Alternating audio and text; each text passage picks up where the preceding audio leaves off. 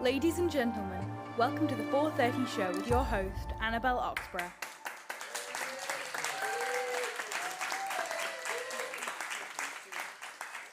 Hello and welcome to the 4:30 show.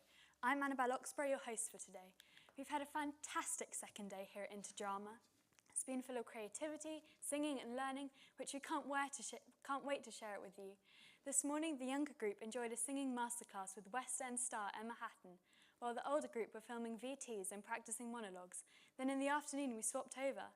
From singing to filming to monologuing, today has been an unforgettable experience for both groups, and the energy and talent seen today is incredible as always.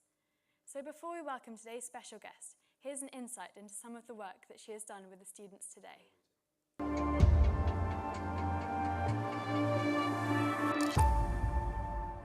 Hello, and we are back at Cranley Arts Centre for Day 2 of In2Drama 2025. So, Lucinda, what are we up to today? Today, we're the music production masterclass led by Emma Hatton. Let's go take a look. And now we're going to have a look at Emma Hatton's musical masterclass.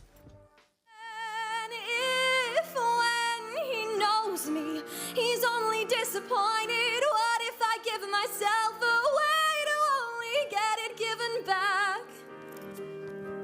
I couldn't funny, he could be a psychopath, you know, all of those moments, they were beautiful, they were really, really good. So Alonso, what have you got out of today's masterclass? Well, I've been seeing a lot of singing and I did some of the recording, which was really fun.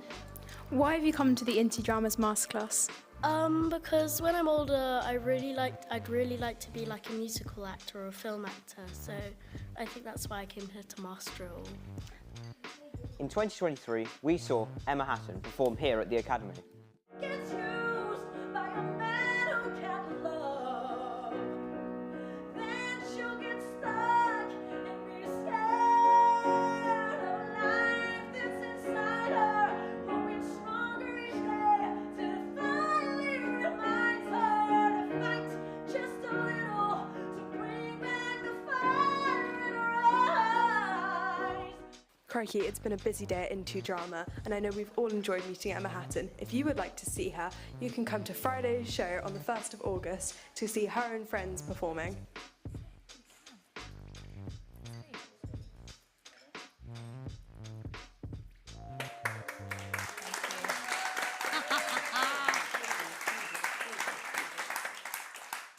She has been hugely successful in her career, in both singing and acting. She has been in shows like We Will Rock You, Tina Turner, and many more. So Emma, when did you first get into acting? Oh, well, I've always loved doing school performances. I wasn't lucky enough to have something like In2Drama where I grew up, when I grew up, which was quite a long time ago. But I was always involved in school productions, and I went to a local dance school, and then I did some amateur dramatics as well. So I really started off at like a grassroots level. And yeah, I was a typical kid, like singing and dancing and acting in my bedroom. So yeah, just started off the way I'm sure all of you have started off as well, just for a passion for it. What's been your favourite production to be part of? I've been really lucky that I've done lots of really, really lovely shows. It's really difficult to choose one that is my favourite show. I would say that We Will Rock You was a really special one for me because that was a show that really sort of kick-started my career, and I was still relatively young when I got that, and I learnt to understudy roles in that. It was such an amazing production to be a part of. I got to meet Brian May from Queen and Roger Taylor, and I made some lifelong friends on that show. But in terms of a life-changing role, I would say probably Elphaba in Wicked, which was over 10 years ago now, but I still get asked to sing Defying Gravity most days. So how did you feel when you landed the role of Elphaba? Were you like excited, nervous, both? All of the feelings. It was a slightly unconventional journey to get Elphaba for me because I was what's called the standby originally. So I was basically paid to be in the building and sit in a dressing room So I wasn't on stage doing any other role, but I had to be ready to go on as Elphaba at any time. Wow. So it's unlike other shows. A lot of shows don't have standbys, they have understudies who are on stage and then they sort of move up. Okay. But I got to sort of go on for the role. Gradually, I started to go on more and more. And I actually covered the lovely Kerry Ellis, who was here last week. And so I was covering the role, but also auditioning to take over the role. I think I auditioned 4 or 5 times, unsuccessfully. And then eventually, I think they just gave in. They were like, do you know what, this girl keeps coming back, let's just give her the part. And so because of that, I'd been really lucky that I'd had chance to sort of build my stamina and have a go at doing it. So then by the time I actually got offered the role, I was kind of already playing it fairly regularly anyway. But to get that phone call, I remember as one of my best friend's houses, and I got a phone call from my agent and she said, how would you like to play Elphaba? And I was just completely in shock. I think even now I'm still in shock that I still look back at photos of me in that role and think I look like a competition winner. I think it looks like I just got given the chance to put the costume on. But it was a really, really like life-changing opportunity. Yeah. Is there any role that you'd love to play in the future? I would love to create my own role. I would love to originate a role. I've done that once in the first show that I did, but I'd love to originate like a lead role in a musical. 2 roles that I have auditioned for and got to final stages unsuccessfully. I've not got the job. One was Carole King in Beautiful, the show about her life, and one was Jenna in Waitress, which they're just like the ones that got away.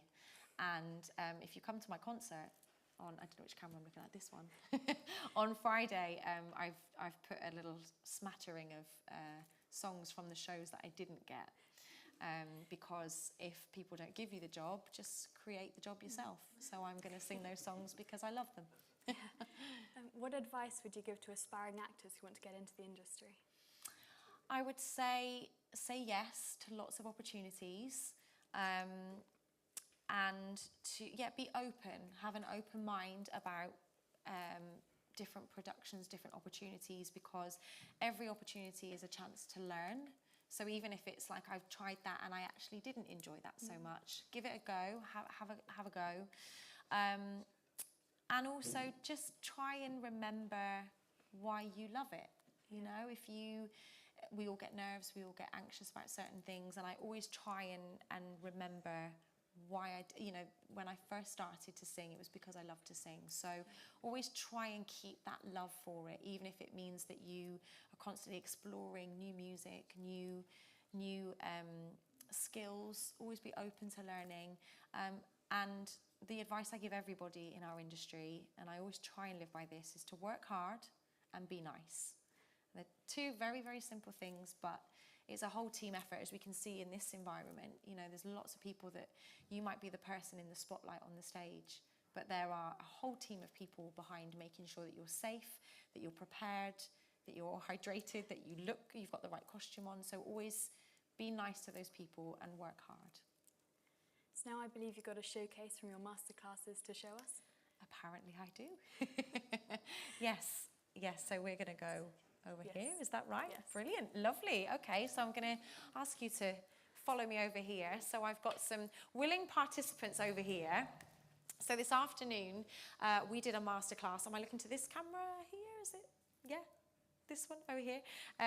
So we had masterclasses this morning and this afternoon where we looked at music production.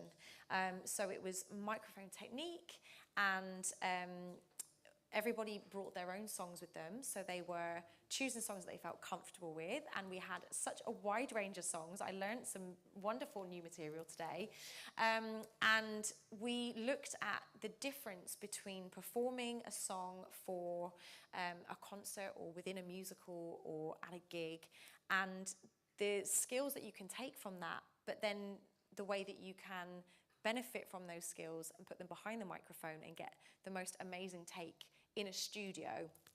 And we learnt about the ability to actually not do one take, but how you can, if you make a mistake or if you weren't comfortable with how the song went, we could stop and we could pause the recording, and then we could drop in, as we like to call it, and sing that isolated part of the song until they were happy with it. And we had some wonderful performances. And what was lovely as well, that we had Jack, who was working on Logic Pro, which is the program that we use to record. And we had Simon, who was accompanying everybody on piano. So he was there working, communicating with the people who were singing, to check that they were happy with the arrangements, with the tempos, with the keys. We had a lot of fun figuring out what worked, what didn't. Things sounded slightly different from how people expected it sometimes. They wanted to tweak things around, and we had the flexibility to do that. And it was great for people to be able to communicate that with the pianist. And then we gave everybody who was participating the opportunity to go and sit with Jack, put the headphones on, which was great fun, wasn't it, lads? We've actually got Charlie and Orlando here with us today, and they learned how to basically set the scene for a nice, clean cut where they would put the headphones on, they'd make sure the room was prepped as it needed to be, everybody was ready, and then they gave the thumbs up, everybody was quiet, and then they pressed record. And then we did the recording, and then we finished the recording and made sure that everything was shipshape, didn't we? And so it's really nice, because I feel it's really important for the students to be able to see other aspects of this industry.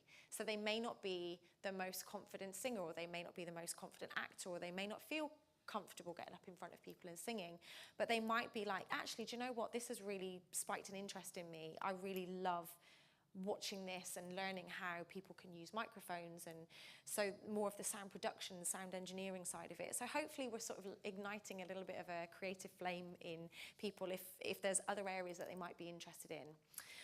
So we have a willing participant. We have the lovely Hetty here with us today, and I've worked with Hetty over the years, haven't I? We've worked on musical theatre songs, and it was lovely to see Hetty again today. And she actually brought a song that I didn't know, which happens quite a lot when you're as old as me and you've got these young kids coming in and they're like, we're doing this song by this person. I have no idea who they are, but I'm making a list of these songs because they're fantastic. And so Hetty brought in a song by an artist called Katie Nichols, is that right? And I've worked with Hetty on musical theatre stuff before, but I've never heard Hetty sing in this style, which is country, sort of pop country, right? Yeah. And I was blown away. I thought it was really suited to her voice, which is such a great skill as well, to be able to know what works for your voice. Hetty did a great performance, which we're going to see in a second, but her breath control was fantastic, her use of the microphone, and we did it in one take, I think, didn't we? Yeah. So Hetty's got a recording to take away with her. We're using a slightly different microphone. So this is actually a Shure, I think it's an SM58, which is like the sort of workhorse of the industry. We actually used a Rode microphone earlier on. So we were getting to use different microphones, different techniques.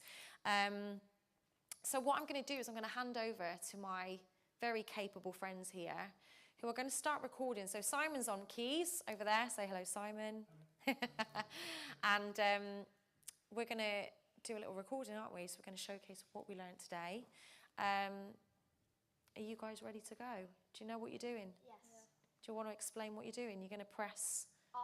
Press R. And what does R stand for? Record. Record. Good. If I've taught you nothing, you've remembered that. Okay, so I'm just going to step back and let these guys take to the floor. Have a great one. Good luck, studio.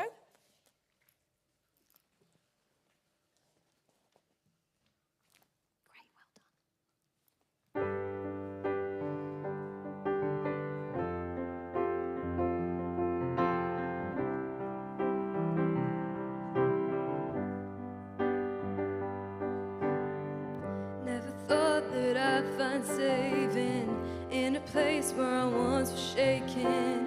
Never thought you'd take my broken and make it whole again. Got some scars, yeah, I've been through it, the consequence of my own doing. Never thought you'd use it to lift your holy name, and I'll never be the same. By the grace of God, I'm not a captive, not ashamed of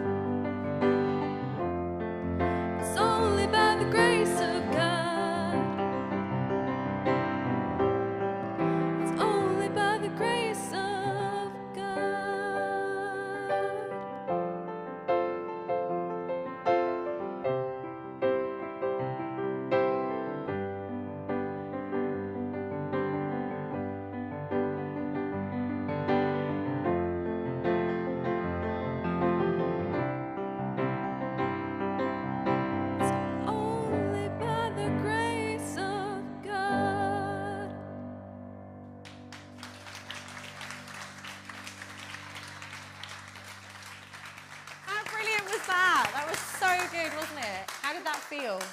Yeah, so the difference that obviously we had in the session earlier on is that you couldn't hear yourself on the microphone, could you, before? No. You weren't amplified. So we've just thrown you in at the deep end here. I think, are we still, did someone come and turn that off? I just done it. You did it yourself. See, we have taught you something.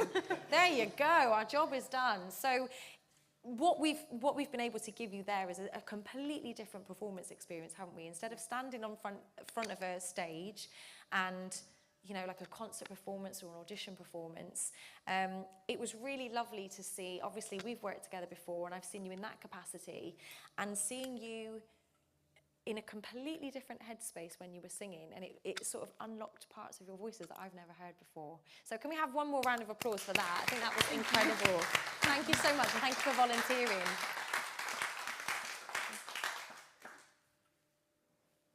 Thank you so much, Emma, for sharing your advice and experience with us today. We've all been extremely lucky to learn from you. I'm sure that everyone here has taken away something really valuable.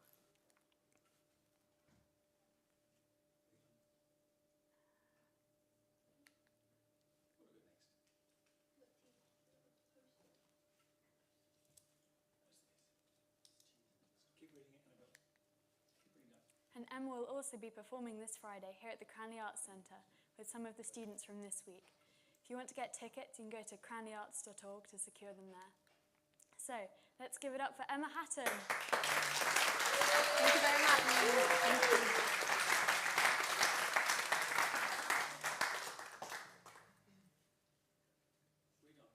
Now will be another special guest who will be joining us live from the US on Thursday. Eileen Davidson is a West End and Broadway theatre producer of shows like The Life of Pi, The Curious Case of Benjamin Button, and Anything Goes, and she has sent us this message. Hello, my name is Eileen Davidson and I am a theatre producer working in London's West End and on Broadway. I wanted to wish you all a fantastic week with the amazing industry professionals guiding you. I hope you enjoyed an evening with Kerry Ellis at the Arts Centre. She is a favourite of mine, having been the leading lady in the show Anything Goes, which I produced at the Barbican a few years ago. Phil asked me to tell you a little bit about being a producer. I started off going to a school drama camp in the summer and then went to drama school, worked as an actress, and then moved into production. I have a show called The Curious Case of Benjamin Button, which is playing in London's West End, and I'm about to open a play called Punch, which deals with restorative justice, which opens in September. It's very much aimed at young people and teenagers, so please come along if you can, and wishing you all a great week ahead.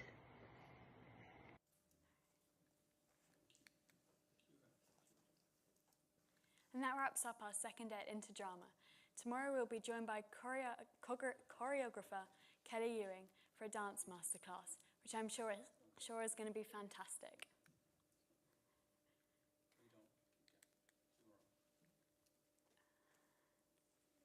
And we hope to see you soon. Bye. Thank you for watching the 4:30 show. Please tune in again tomorrow.